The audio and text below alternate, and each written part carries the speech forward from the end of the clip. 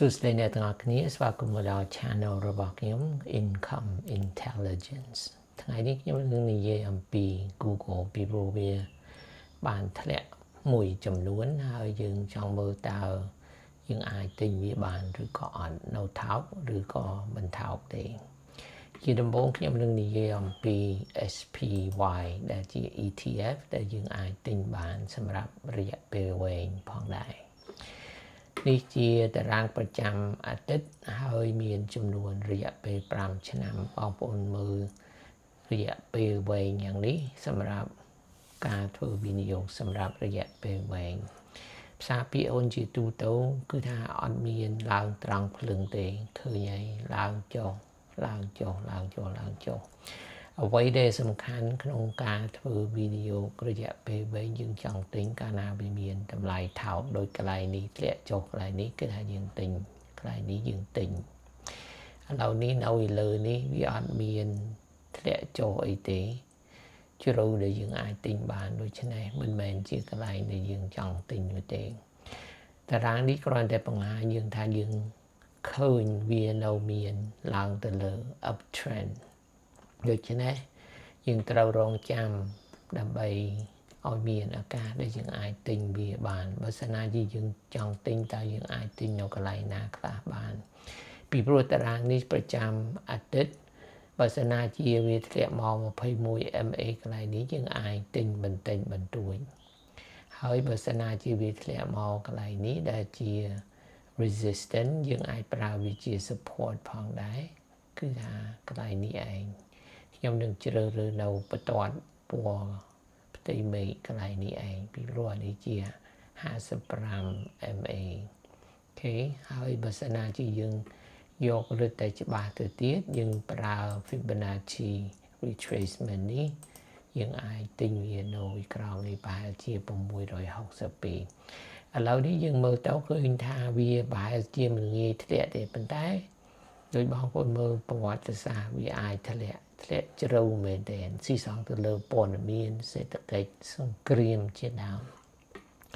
អានឹងសម្រាប់ SPY បន្តទៅទៀតខ្ញុំចង់មើល QQQ ជា ETF មួយដែរសម្រាប់ Nasdaq អូខេដូចគ្នាចឹងដែរឥឡូវនេះដល់តែមាន uptrend ឡើងទៅលើកាលពីមុនក៏យ៉ាងដែរធ្លាក់ចុះកន្លែងហ្នឹងសិតតែកន្លែងយើងអាចទិញបានបើសិនណាជាយើងតាមដានមើលតារាងហើយជាពិសេសអានេះជា ETF ឡើយហើយយើងអត់មាន fair value ទេយើងត្រូវមើល technical analysis យើងមើល support resistance កន្លែងណាដែលយើងអាចទិញបានអញ្ចឹងឥឡូវនេះវាមកដល់ 21MA តាមពិតទៅកន្លែងនេះយើងអាចទិញវាបានប្រហែលជាប្រមាណ684តាបើមិនអញ្ចឹងទេយើងចង់ទិញឬទៅថោកទៀតយើងរងចាំរហូតដល់វាចុះមក630ឬទៅថោកទៅទៀតចុះមកកន្លែងនេះឯងប្រហែល558អញ្ចឹងបានន័យថាយ៉ាងម៉េចបើសិនណាជាយើងចង់ទិញ ETF តែសម្រាប់ tech company យើងអាចទិញខ្លះបានទិញទីទួយទេពីព្រោះអ្វីយើងមើលតាមនេះប្រវត្តិសាស្ត្រវាផងដែរកម្រវាមក 21MA បន្តពុកហោនេះកាលណាវាមកវាអាចឡើងទៅលើវិញដែរហើយត្រូវចងចាំថាអ្វីដែលយើងមើលនេះជាប្រចាំអាទិត្យមិនមែនប្រចាំថ្ងៃទេ 21MA បានន័យថា21អាទិត្យរយៈពេលនឹងច្រើនដែរប្រហែលជិតខ្លះឆ្នាំដែរអូខេអញ្ចឹងបន្តមកទៀតយើងនឹងមើល Google អូខេអញ្ចឹងអានេះជាតារាងសម្រាប់ Google ប្រចាំអាទិត្យរយៈពេល5ឆ្នាំដូចខ្ញុំថាពីមុនយើងមើលតារាងសម្រាប់រយៈពេលវែងយើងអត់មើល daily ទេយើងអាចមើល daily ក៏បានដែរប៉ុន្តែវាអត់សូវល្អដូចយើងមើលតារាងប្រចាំអាទិត្យយើងគួរមើលតារាងប្រចាំអាទិត្យហើយនឹងប្រចាំខែឥឡូវនេះវាធ្លាក់ចុះប្រមាណពីកពូនេះមកកន្លែងនេះធ្លាក់ចុះអានេះដាក់ថា21.75ប៉ុន្តែជួនណាលេខនឹងវា calculate អត់ត្រូវអូខេ យកល្អយើងមើល daily អញ្ចឹងធ្លាក់ចុះ 21.75% ពីកំពូលនេះមកអញ្ចឹងបានន័យថាយ៉ាងម៉េចបានន័យថាយើងអាចទិញវាបាននេះអត់បាច់មើលអីផ្សេងទេគ្រាន់តែមើលតើវាធ្លាក់ចុះចម្ងាយប្រមាណពីលើកំពូលនេះតាប៉ុន្តែយកល្អយើងត្រូវដឹងតើតម្លៃ fair value របស់វាប៉ុណ្ណាដើម្បីយើងសម្រេចយើងទិញនឹងបានថោកឬក៏អត់អូខេហើយម្យ៉ាងទៀតយើងសម្គាល់ឃើញយ៉ាងម៉េចធ្លាក់មកជិតដល់253អានេះ MA ដែលខ្ញុំគូបន្ទាត់ខំនេះ233 MA បន្ទាត់ក្រហមនេះជា233 MA ឃើញបងប្អូនឃើញយ៉ាងម៉េចធ្លាក់មកក្បែរហ្នឹងបានន័យថាម៉េចអាហ្នឹងជា strong support អូខេហ្នឹង daily chart បើសិនណាយើងមើល weekly chart អត់មានអីអស្ចារ្យទេពីព្រោះនេះវាមើលរយៈពេលវែងក៏ប៉ុន្តែយើងអាចមើលឃើញកាលមុនវាដែលមកកន្លែងនេះជា resistant អានឹងអាចជា support ហើយលើកនេះវាធ្លាក់មកដល់នេះបើសិនណាជាយើងចង់ទិញវាឲ្យបានរឹតតែថោកទៅទៀតអានេះយើងមើលតែ technical analysis ទេបើសិនណាវាធ្លាក់មកឲ្យក្រោមនេះ 55 MA ឬមួយ Fibonacci 38.2% អូខេក៏ប៉ុន្តែតាមធម្មតាដើម្បីយើងសម្រាប់តើក្រុមហ៊ុននឹងល្អឬក៏អត់តម្លៃថោកឬក៏អត់យើងត្រូវមើលប្រវត្តិសាស្ត្រវារកលុយបានយ៉ាងម៉េចអូខេអញ្ចឹងខ្ញុំនឹងមើលវាពីដើមដើម្បីបង្ហាញបងប្អូនតើខ្ញុំធ្វើយ៉ាងម៉េចក្នុងការជ្រើសរើសក្រុមហ៊ុនអានេះជាកម្មវិធីដែលខ្ញុំបង្កើតហើយយើងអាចប្រើវាដើម្បីធ្វើការវិភាគក្រុមហ៊ុននីមួយៗដែលយើងចង់ស្រាវជ្រាវមើលតើក្រុមហ៊ុនវាមានគុណភាពរបៀបម៉េចទី1យើងត្រូវដឹងតើក្រុមហ៊ុននឹងរកលុយរបៀបម៉េចគេធ្វើអីអញ្ចឹងមាន description យើងនិយាយអំពីGoogle ឈ្មោះវាមែនទែនជា alphabet អញ្ចឹងវារកលុយរបៀបម៉េចគឺថាសម្រាប់ search engine វារកលុយពីផ្សាយពាណិជ្ជកម្មហើយនឹង cloud អាហ្នឹងធំជាងគេបំផុតជាពិសេស advertising ហើយនឹង cloud service អូខេបន្តមកទៀតយើងចង់មើលតើ mode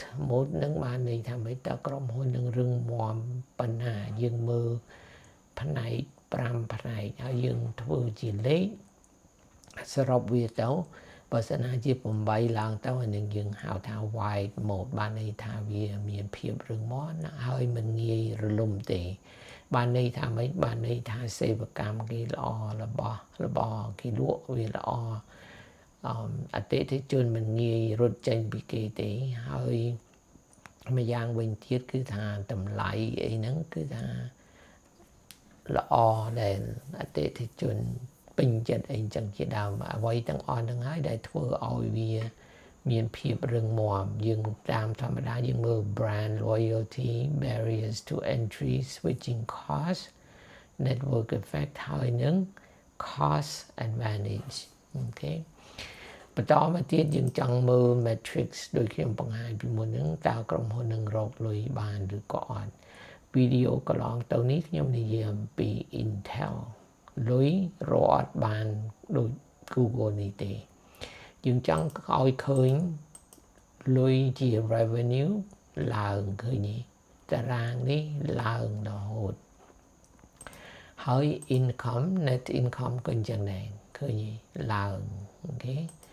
operating income ក៏អញ្ចឹងដែរក៏ឡើងដែរអូខេទីបំផុតយើងមើលអ្វីយើងមើល free cash flow នេះវាអត់ឡើងពីព្រោះអ្វីពីព្រោះគេចំណាយលុយច្រើនពេកទៅលើ AI អូខេអានឹងហើយដែលធ្វើឲ្យអ្នកវិនិយោគិនខ្លះនាំគ្នាលក់ពីព្រោះចំណាយលុយច្រើនពេកទៅលើ AI ហើយមិនដឹងតើថ្ងៃក្រោយទៅយើងរកប្រាក់ចំណេញបានឬក៏អត់ពីព្រោះយើងចំណាយលុយច្រើនពេកហើយយើងមិនពិតប្រកាសថាយើងនឹងរកលុយបានត្រឡប់មកវិញឬទេអូខេអញ្ចឹងយើងអាចមើលជាចំនួន revenue នឹងវាកើនប្រមាណ 20% net income 111% operating cash flow 38%ប៉ុន្តែពីព្រោះវាចំណាយលុយច្រើនពេកឥឡូវនេះគេប្រៀបធៀបពី2 ខែកន្លងទៅនេះហើយនឹង2 ខែកន្លងមុននឹងទៅទៀតវាស្រក 20% អូខេអញ្ចឹងបន្តមកទៀតយើងធ្វើយ៉ាងម៉េចទី1 know the company ទី2 identify the mode ទី3យើង study the metrics ហើយយើងមើល ROIC ROE តើវាមានដំណើរការយ៉ាងម៉េចយើងអាចមើលចេះផងដែរនេះបានចុះក៏ប៉ុន្តែអ្វីដែលសំខាន់សម្រាប់ OIC យើងចង់មើលឲ្យវាមានសម្រាប់ក្រុមហ៊ុននេះយ៉ាងតិចណា2 ទៅ 10 កន្លះឡើងទៅ25នៅតែល្អនេះ ROE ឡើងថាអូខេហើយយើងមើលបំណុលផងដែរបំណុលយើងអាចទទួលបានមិនធំទេអូខេក្រៅពីនោះយើងអាចទទួលបានបន្តមកទៀតយើងចង់ដឹងតើ safety margin យើងនិយាយអំពី fair value ប៉ុណ្ណាហើយយើងចង់ទិញក្រោមនឹងតម្លៃដែលខុសគ្នានឹងហើយដែលគេហៅថា safety margin តម្លៃខុសគ្នាពីតម្លៃយើងទិញហើយនឹងតម្លៃ fair value អញ្ចឹងកម្មវិធីនេះវានឹងធ្វើលេខឲ្យយើងទាំងអស់អ្វីដែលយើងត្រូវជ្រើសរើសគឺ growth rate អូខេ growth rate យើងបានប្រើមកពីណាយើងអាចទៅមើលនៅ Finviz សម្រាប់ Google នេះគេថា EPS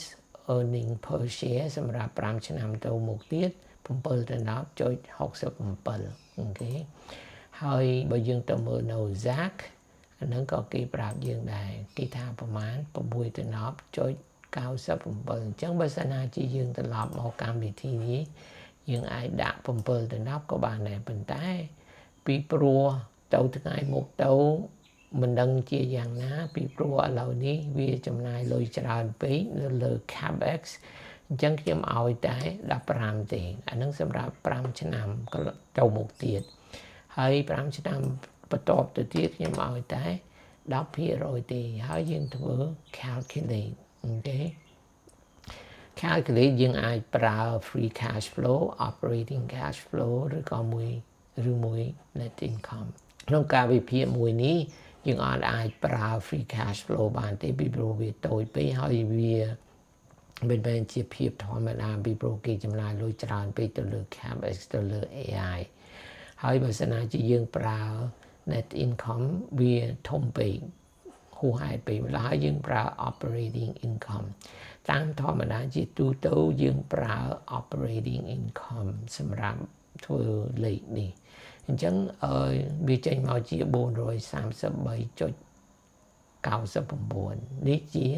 fair value អញ្ចឹងតម្លៃសប្តាហ៍ថ្ងៃនេះវានៅឯណាតម្លៃវា314.77ដូច320អញ្ចឹងនៅតែថោកអូខេអញ្ចឹងបានន័យថោកប្រមាណថោកប្រហែលជា 28% យើងមើលរបៀបនេះឯងឃើញកន្លែងនេះដាក់ថា margin of safety អញ្ចឹងfair value 444យើងអាចមកកន្លែងនេះយើងគូសវាជាតម្លៃកន្លែងនេះដើម្បីយើងស្នុកមើលអូខេយើងអាចដាក់ថា444ឡូវនេះយើងហៅវា fair value អូខេហើយដើម្បីឲ្យវាបង្ហាញយើងត្រូវបញ្ចេញវានៅកន្លែងនេះអូខេហើយយើង save